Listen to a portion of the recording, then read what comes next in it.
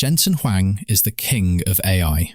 Nvidia is worth more than the entire GDP of France or the UK or Canada. Every CEO in Silicon Valley, Satya Nadella, Sundar Pichai, Mark Zuckerberg, bows down to him, begging for his Blackwell B200 chips like they are water in a desert. But Nvidia? It's being dismantled from the inside. Not by its employees, not by competitors, but by its own best customers. The four companies that make up 50% of Nvidia's revenue, Microsoft, Google, Meta, and Amazon, are smiling at Jensen Huang today, while not so secretly building the technology to replace him tomorrow. They are paying him $100 billion a year. They are shaking his hand. But behind closed doors, they are trapped in a prisoner's dilemma. They have to pay Jensen billions today to stay alive in the AI race. But there's a silent war happening inside Google and Microsoft's data centers, and the Big Four are statistically guaranteed to turn on Nvidia. To understand why this betrayal is inevitable, you have to understand a concept from evolutionary biology called the Red Queen effect. In Alice in Wonderland, the Red Queen tells Alice, "Now here, you see, it takes all the running you can do to keep in the same place." This is the life of big tech right now. When Google buys thousands of Blackwell B200s, they aren't doing it to make a profit. They are doing it because Microsoft just bought 100,000.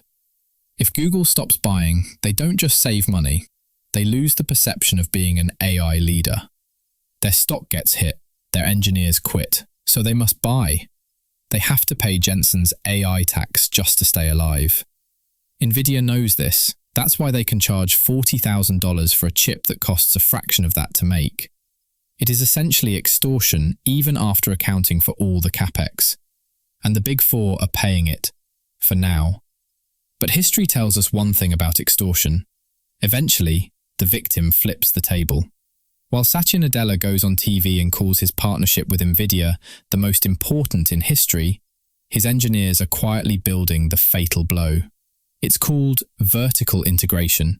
If you own the software, like ChatGPT, but you rent the hardware from Nvidia, you are giving away your margin. The only way to win is to own both, and Google is a perfect example. Google has been playing the long game. They now have the TPU v7.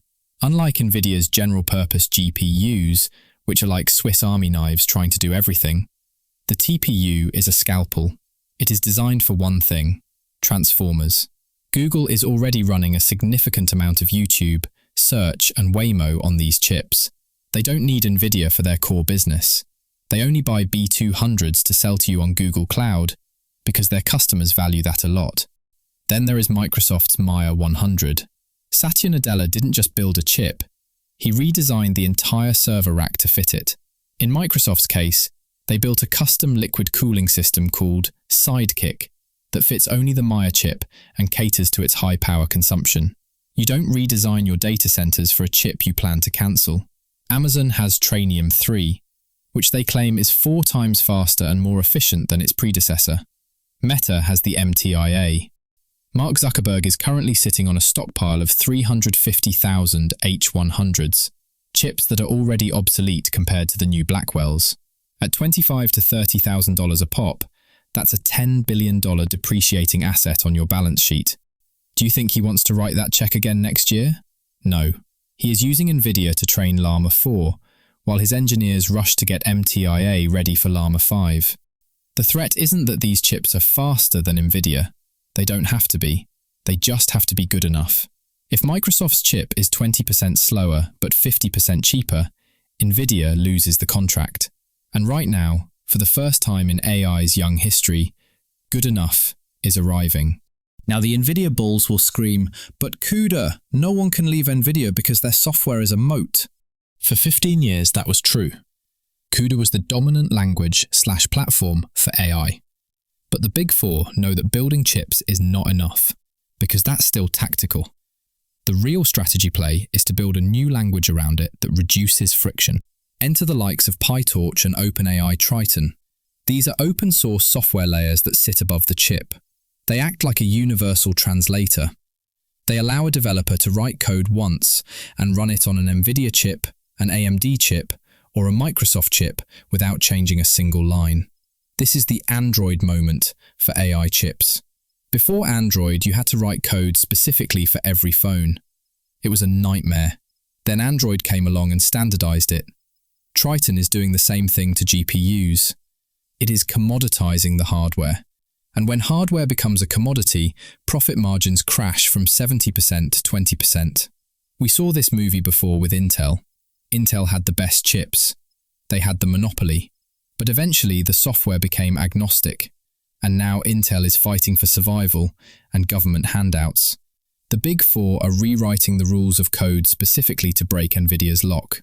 But wait, you say. Nvidia's chips are the best. No one can beat them on training. That's true. For training. Training a model like GPT-5 or another frontier model is like building a rocket. You need the absolute best, most expensive parts. Nvidia is the king of rockets. But the future isn't training. It's inference. Inference is when you actually use ChatGPT, when you ask it a recipe, when it summarizes an email. That doesn't require a rocket. It requires a cheap, efficient delivery drone. Google and Microsoft know that 90% of future AI spend will be on inference. And you don't use a Ferrari to deliver a pizza. They are building fleets of cheap, efficient Toyota chips to run the inference workload. This is the trap. Jensen Huang heavily invested in a world of training that is peaking. His customers are building for a world of inference that is exploding. They are going to leave him holding the bag. But Jensen isn't stupid. He sees the knives. That is why he is desperately trying to pivot Nvidia into a cloud company and a software company. He is trying to become the platform, not just the hardware, before his friends close the door. But he is fighting a war on 4 fronts, against $4 trillion companies who view his profit margin as their lost opportunity. The Big Four will keep smiling. They will keep inviting him to their conferences. They will keep buying Blackwell chips until the day their own factories come online. And just like Brutus did to Caesar, they won't announce the betrayal. They will just stop buying. And when 40% of your revenue vanishes overnight, there is no soft landing. So, whose side are you on? The king or the conspirators? Let me know in the comments. And if you are interested in Sam Altman's $7 trillion trap, watch this video next.